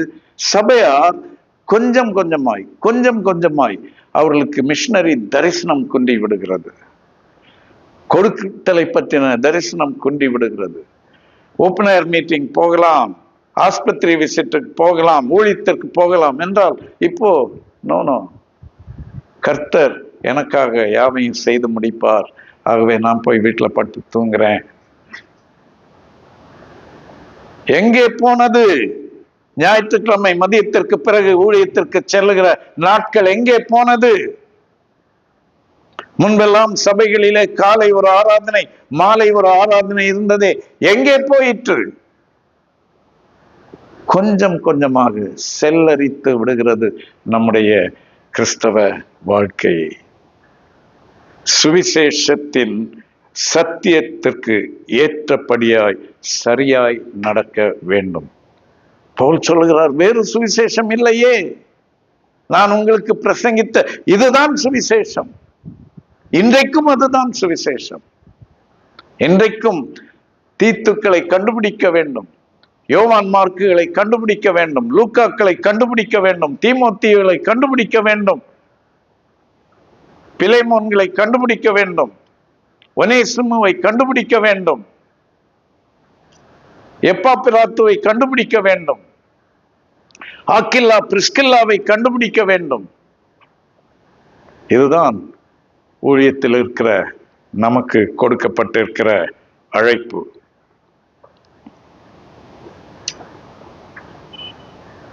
இப்போ தீத்துவை பற்றி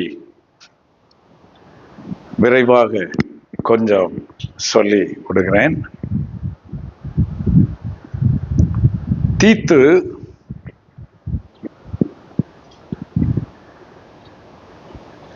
தீத்துவும் லூக்காவும் சகோதரர்களாகவோ உறவினர்களாகவோ இருந்திருக்கலாம். ரெண்டு பேரும் இக்கோனியா பட்டணத்தை சேர்ந்தவர்கள் தான். பவுல் பல இடங்களிலே தீத்துவையும் லூக்காவையும் சேர்த்து சொல்லுகிறார். 2 தீமோத்தேயு 4:10 அங்கே சொல்லுகிறார், தீத்து டால்மத்தியாவுக்கு போய்விட்டான். 11வது வசனத்திலே லூக்கா மாத்திரம் என்னோடு இருக்கிறான் என்று 2 பேரையும் ஒரே இடத்திலே சேர்த்து சொல்லுகிறார். 2 கொரிந்தியர் 8:16 வரைக்கும் சொல்லுகிறார், தீத்து சுவிசேஷ ஊழியத்தில் எல்லா சபைகளிலும் புகழ்ச்சி பெற்ற ஒரு சகோதரன். 2 கொரிந்தியர் 12:18 தீத்துவும் அவனோட கூட ஒரு சகோதரனும் என்று சொல்லுகிறார். அந்த ஒரு சகோதரன் யாராக இருந்திருக்கும்? எப்படி லூக்கா என்று சொல்லுகிறீர்கள்? இவ்வளவு நேரம் நான் க்ளூ கொடுத்ததுனாலயா? லூக்கா 2 புத்தகங்களை எழுதினார். எவையெல்லாம்? நடவடிக்கைகளும் லூக்காவின் சுவிசேஷம். அந்த 2 புஸ்தகங்களிலுமே பார்ப்பீர்கள் என்றால் லூக்காவின் பெயரே குறிப்பிடப்படவில்லை. படித்த மனிதர், அந்தஸ்து உள்ளவர், ஆனால் தாழ்மை உள்ள ஒரு மனிதன், தன்னுடைய பெயரை பிரஸ்தாபம் பண்ண விரும்பாதவர். இந்த லூக்கா பவுலோடு செல்கிறார் இந்த பிரயாணங்களிலே. அவர் கொரிந்தியருக்கு எழுதும் போதெல்லாம் லூக்கா கூட இருக்கிறார். ஒருவேளை லூக்காவே எழுதியிருக்கலாம், பவுல் டிக்டேட் பண்ணியிருப்பார். அப்போ பவுல் சொல்லியிருப்பார், தீத்துவும் அவனோட கூட லூக்காவும் என்று. ஐயா, ஒரு சகோதரன் போட்டுக்கிறேன், வித் யுவர் பெர்மிஷன். சரி சரி என்று லூக்கா எப்பவுமே தன்னை ஒரு சகோதரன் என்றுதான் காண்பித்துக் கொண்டார். யோவானும் அப்படி. அதுதான் ஒரு கிறிஸ்தவ பண்பு. பணிவிடை கொள்வதற்காக அல்ல, பணிவிடை செய்வதற்கே வந்தேன் என்று இயேசு சொன்னார் இல்லையா? அதுபோல இவர்கள் தங்களை தாழ்த்தினவர்கள். ஆகவே தான் அவருடைய பெயர் சொல்லப்படவில்லை. பவுலுடைய நிருபங்களிலே பார்ப்பீர்கள் என்றால் தீத்துவை பற்றி 12 இடங்களிலே குறிப்பிடுகிறார். அவ்வளவு முக்கியமான ஒரு தலைவர் தீத்து. கலாத்தியர் 2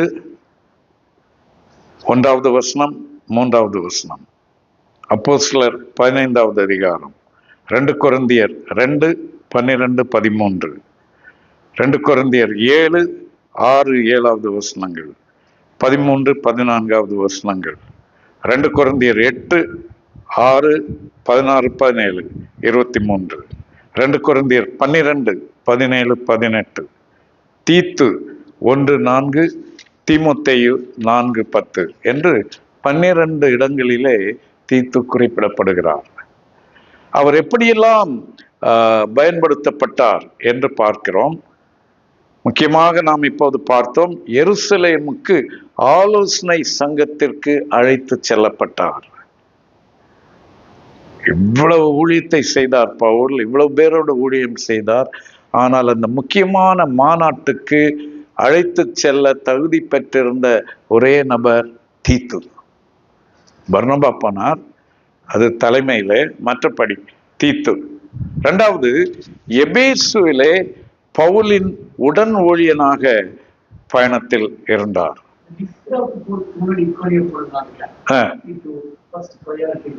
இல்ல இல்ல இல்ல, செகண்ட் ஜேர்னில தான் தீமோத்தேயுவை அழைத்து கொண்டு வர்றார். இது ஃபர்ஸ்ட் ஜேர்னி முடிஞ்ச உடனே தீத்துவை பிடிச்சிட்டாரு. ஸோ அங்கிருந்து தீமோத்தேயுவை பற்றி நாம் பார்ப்போம், அது தனியா. இப்போ தீத்துவை பற்றி பார்த்து கொண்டிருக்கிறோம். ஸோ தீத்து எருசலேமுக்கு அழைத்து செல்லப்பட்டார். எபேசுவில் பவுலின் உடன் ஊழியனாக இருந்தார். 2 கொரிந்தியர் 8:23 வாசிங்க.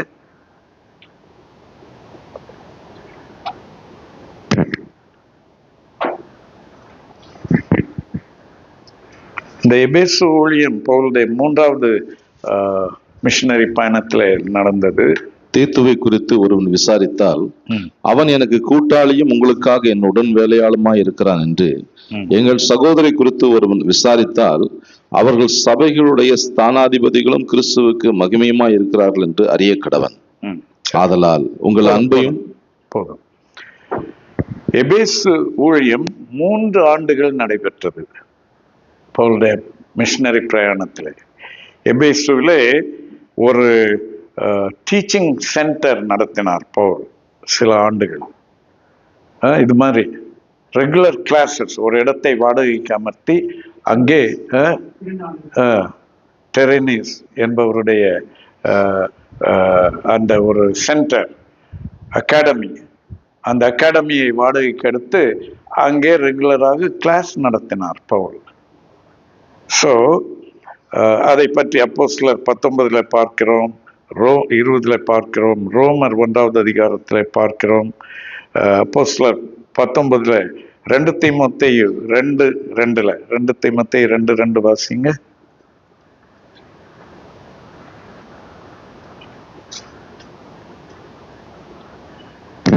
அநேக சாட்சிகளுக்கு முன்பாக நீ என்னிடத்தில் கேட்டவைகளை மற்றவர்களுக்கு போதிக்கத்தக்க உண்மையுள்ள மனுஷரிடத்தில் ஒப்புவி. நீயும் இயேசு கிறிஸ்துவுக்குள் நல்ல போர் சேவகனாய் தீங்கு அனுபவி. சரி, இவ்விதமாக எப்படி ஊழியம் செய்ய வேண்டும் என்பதை திட்டமிட்டு போதித்து கொண்டிருந்தார். ஸோ எபேசுவில் பவுலோடு இருந்தார் தீத்து. கொரிந்துவுக்கு சமாதான தூதுவராக 3 முறை அனுப்பப்பட்டார் பவுலால. கொரிந்துல நிறைய பிரச்சனை தெரியும் இல்லையா உங்களுக்கு? அந்த கொரிந்து பிரச்சனைகளுக்கெல்லாம் பவுல் இவரைத்தான் அனுப்பினார் ஒவ்வொரு முறையும். ஸோ அவர் ஒரு நல்ல பீஸ் மேக்கர், நல்ல தலைவர், நல்ல ஒரு டீச்சர், நல்ல ஒரு பீஸ் மேக்கராக இருந்தார். இன்னொன்று, கிரேத்தா தீவுக்கு அனுப்புகிறார். கிரேத்தா தீவு தான் தீத்தோட சொந்த ஊர். அவர் இங்கே இக்கோனியத்துல தான் சந்தித்தார்கள். ஆனால் தீத்தோடைய சொந்த ஊர் இந்த இருக்கிறது பாருங்க. சீப்ரு தீவுக்கு நேர கிழக்கா கிரேத்தா தீவு. கிரேத்தா தீவாரை பற்றி ஒரு பிலாசபர் என்ன சொல்லி இருக்கிறார்? கிரேத்தா தீவர் ஓயா பொய்யர் என்று. அது அவங்கள பத்தி, அதாவது சோம்பேறிகளா இருப்பாங்க. பட் அது பவுல் சொல்லல, அப்படி சொல்லியிருக்கிறாங்க என்று சொல்லுகிறார். அந்த இடத்திற்கு, ஊழியத்திற்கு பவுல் தீத்துவை அனுப்புகிறார். கடைசியாக அங்கே சபையை ஸ்தாபித்தார் என்றெல்லாம் சொல்லப்பட்டிருக்கிறது. தால்மத்தியாவுக்கு அனுப்பினார். தால்மத்தியா என்பதும் இந்த மாசிடோனியா, இந்த கிரீஸ்ல ஒரு இடம். இன்றைக்கு தால்மத்தியாவுடைய பெயர் என்ன தெரியுமா? குரோவேஷியா. குரோவேஷியா கேள்விப்பட்டிருக்கிறீங்களா? குரோவேஷியா என்று ஒரு நாடு இருக்கிறது. அதுதான் அந்த காலத்திலே தால்மத்தியா என்று அழைக்கப்பட்டது. சரி, தீத்து தால்மத்தியாவிலேயும் ஊழியம் செய்தார். ஆக இவ்விதமாக பவுலுடைய ஒரு தூதுவனாக செல்லும் அந்தஸ்தை பெற்றிருந்தார். பவுலோடு சேர்ந்து கற்றுக் கொடுப்பவராக இருந்தார். பவுலோடு சேர்ந்து முக்கியமான கான்ஃபரன்ஸ்க்கு போகிறவராக இருந்தார். நம்ம தலைவர்கள் எல்லாம் இப்போ கான்ஃபரன்ஸ் போறதுன்னா நம்மகிட்ட எல்லாம் சொல்லக்கூட மாட்டாங்க. ஆமா, அப்புறம் அவங்க ஏரோப்ளேன்ல என்ன குடிக்கிறாங்க, என்ன சாப்பிட்றாங்க, அதெல்லாம் நமக்கு தெரியாது. அதை பத்தி எல்லாம் கேட்கக்கூடாது. ஸோ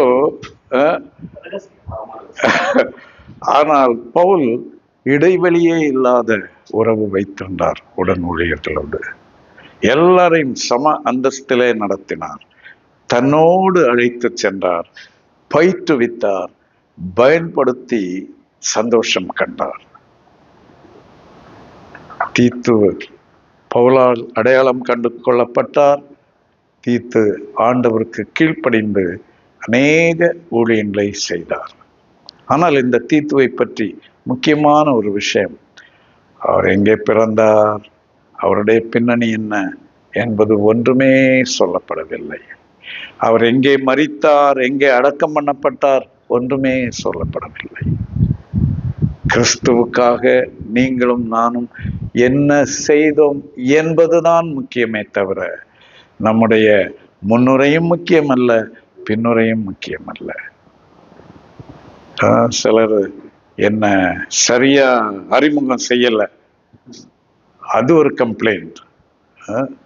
எனக்கு சரியான மரியாதை கொடுக்கப்படவில்லை, இல்லைன்னா போகும்போது வெயிட்டா கவனிக்கல, அது ஒரு. ஆனால் அதெல்லாம் முக்கியமல்ல. ஏனென்றால் நமக்கு அங்கே பொக்கிஷம் காத்திருக்கிறது. இந்த பூமியிலே ஆண்டவரே முகவரி இல்லை என்றாலும் பரவாயில்லை, உமக்கு ஊழியனாக என்னை பயன்படுத்தும் என்று கேட்போம். அதைத்தான் தேவன் நம்மிடத்தில் கேட்கிறார். கண்களை மூடி ஜெபிப்போம். ஜெபித்த பிறகு கொஸ்டின்ஸ் இருந்தால் அதை நீங்கள் கேட்கலாம். நல்ல ஆண்டவரே, பவுலுடைய ஆரம்ப கால ஊழியங்களை நாங்கள் அறிந்து கொள்ள, விளங்கி கொள்ள தந்த கிருபைக்காக நன்றி. அந்த நாட்களிலேயே எவ்வளவு தீவிரமான ஊழியங்கள் நடந்திருக்கின்றன, எப்படி அநேகரை அவர் உருவாக்கினார் என்பதை பற்றியெல்லாம் பார்த்தோம். எங்களை அவரோடு ஒப்பிட்டு பார்க்கிறோம். ஆண்டவரே, நாங்கள் அதற்கெல்லாம் தகுதி இல்லாதவர்களாக இருக்கிறோம். ஆனாலும் ஆண்டவரே, முகவரி முக்கியம் அல்ல, உமக்காக எவ்வளவு பயன்படுகிறோம் என்பதுதான் முக்கியம் என்பதை இன்றைக்கு உணர்த்தி இருக்கிறீர். நாங்கள் அதை உணர்ந்தவர்களாக ஆண்டவரே உமக்கென்று எங்களை ஒப்பு கொடுக்க, திறமைகளை வளர்த்து கொள்ள, சமாதானத்தோடு மற்றவர்களை கட்டி எழுப்ப, பெரிய காரியங்களை உமக்காக சாதிக்க எங்கள் ஒவ்வொருவரையும் பயன்படுத்தும். எங்கள் இரட்சகராகிய இயேசு கிறிஸ்துவின் நாமத்தில் கேட்கிறோம் எங்கள் நல்ல பிதாவே. ஆமென்.